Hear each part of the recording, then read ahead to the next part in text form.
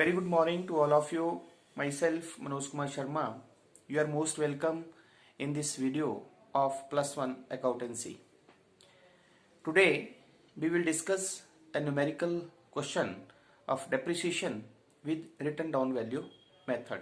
आज के इस वीडियो से आप ये जान पाएंगे कि किस तरह से क्रमागत ह्रास पद्धति द्वारा ह्रास निकाला जाता है और बुक्स ऑफ अकाउंट्स में किस तरह से जो है वो एसेट अकाउंट जो है वो बनाया जाता है।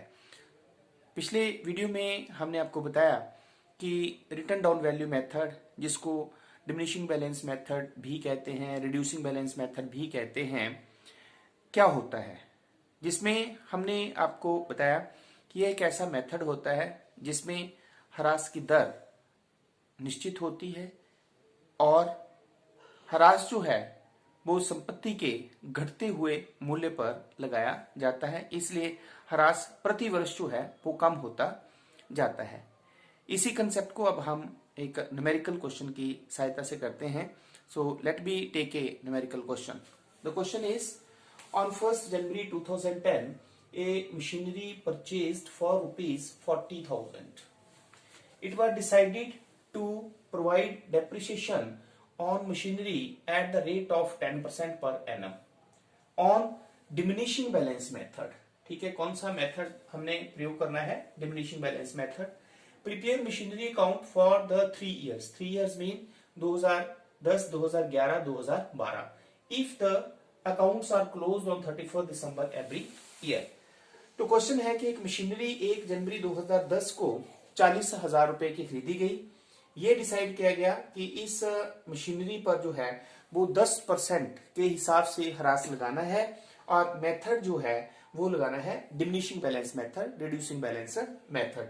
और आपने मशीनरी अकाउंट 3 इयर्स के लिए 2010, 2011 और 2012 के लिए बनाना है। अगर जो है वो खाते प्रति वर्ष जो है वो 31 दिसंबर को क्लोज किए जाते हैं।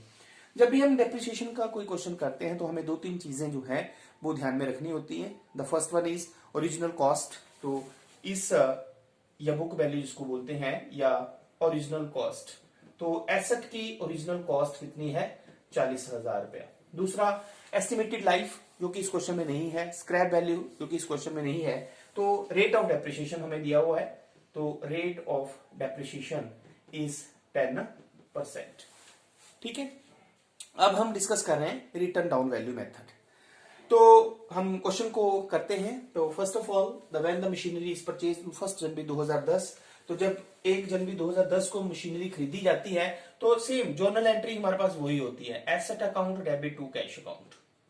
ठीक है, चाहे हम मेथड कोई भी यूज करें, हमारे पास जर्नल एंट्री तो यही होगी। तो 40,000 से हमने ये एसेट खरीदी है, तो इसे जब हम मशीनरी अकाउंट में बनाएंगे, तो फॉर्मेट हमारे पास रहता है date particulars amount, date particulars and amount.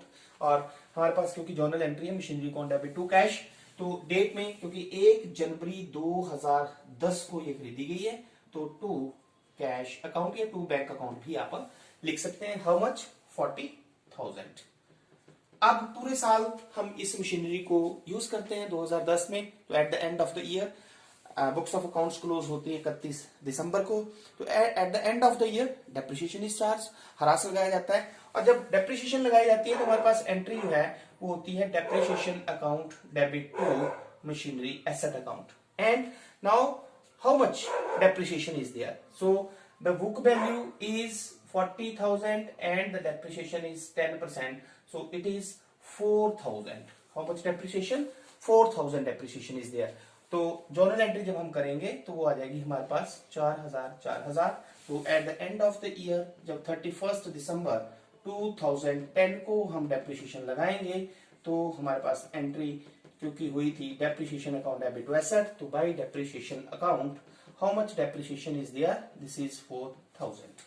तो इसी डेट को 31st December 2010 को जब हम बैलेंस निकालेंगे तो हमारे पास इस मशीनरी का बैलेंस जो आ जाएगा by balance carried down, it is 36,000। दोनों तरफ आमने सामने बराबर 40,000 एंड 40,000। ठीक है, क्योंकि ये बैलेंस हमारे पास अगले साल के लिए 1 जनवरी 2011 के लिए ओपनिंग बैलेंस बन जाता है, जिसे हम लिखते हैं टू बैलेंस ब्रॉट डाउन। कितना? It is 36,000। अब सेकेंड ईयर में अगेन हमने क्या किया, इस एसेट को या मशीनरी को प्रयोग किया eight the end of the year, it means 31 दिसंबर 2011 को फिर हम डेप्रिसिएशन लगाएंगे। जब फिर हम डेप्रिसिएशन लगाएंगे तो अब हमने जो डेप्रिसिएशन कैलकुलेट करनी है, क्योंकि हम कौन सा मेथड यूज कर रहे हैं, that is diminishing balance method. It is that method in which the depreciation is calculated on reduced value, diminished value. तो डिमिनाइज्ड वैल्यू या रिड्यूस्ड वैल्यू कितनी है देखें तो आप देख सकते हैं रिड्यूस्ड वैल्यू हमारे पास कितनी है, 36,000। ठीक है, तो क्योंकि 40,000 हमारे पास बुक वैल्यू थी, उसमें से 4,000 डेप्रिसिएशन लगी, तो हमारे पास अब रिड्यूस्ड वैल्यू जो है वो 36,000 है। ठीक है, तो ये एक ऐसा मेथड है जिसमें प्रति वर्ष जो ह्रास लगाया जाता है वो हर वर्ष, हर प्रत्येक साल की जो ओपनिंग वैल्यू होती है उस पे लगाया जाता है, जिसे रिड्यूस्ड वैल्यू भी कहते हैं। तो सेकेंड ईयर में 2011 में जब हम डेप्रिसिएशन लगाएंगे तो हमारे पास अब डेप्रिसिएशन आएगी 36,000 इंटू 10/100 मीन्स 3600।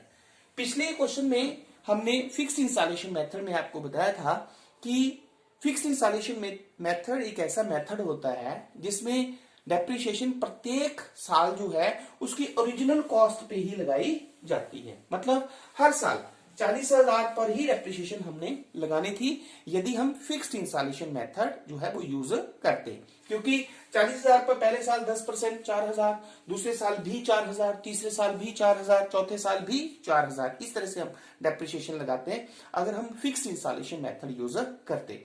लेकिन आज जो हम क्वेश्चन कर रहे हैं वो हम कर रहे हैं डिमिनिशिंग बैलेंस मेथड, या जिसे हम जो है वो रिड्यूसिंग बैलेंस मेथड भी कहते हैं।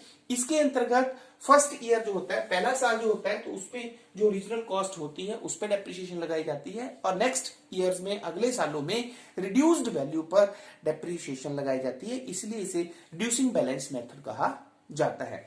तो इस केस में जब हम डेप्रिसिएशन अब लगाएंगे सेकंड ईयर में, तो सेकंड ईयर में हमारे पास डेप्रिसिएशन होगी 3600। तो सेम एंट्री, सिर्फ वही एंट्री होगी, journal entry depreciation account debit to machinery account, तो mean by depreciation account, by depreciation account.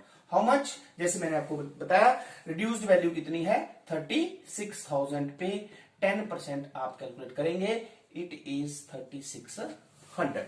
तो अब हम इसी डेट को 31 दिसंबर 2011 को बैलेंस कैलकुलेट कर लेते हैं, क्लोजिंग बैलेंस, जिसे हम बाई बैलेंस कैरी डाउन लिखते हैं। तो ये हमारे पास है टोटल 36,000।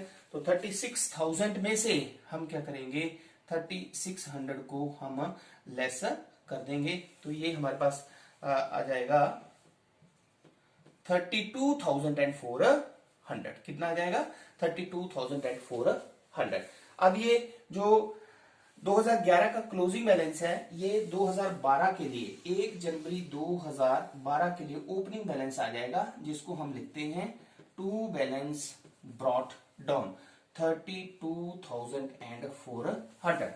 फिर 2012 में इस मशीनरी को हम यूज करते हैं, पूरा साल हम इसको यूज करते हैं। Then at the end of the year again on 31st December 2012 the depreciation is charged, and the depreciation, when the depreciation is charged, the journal entry is depreciation account debit to machinery again।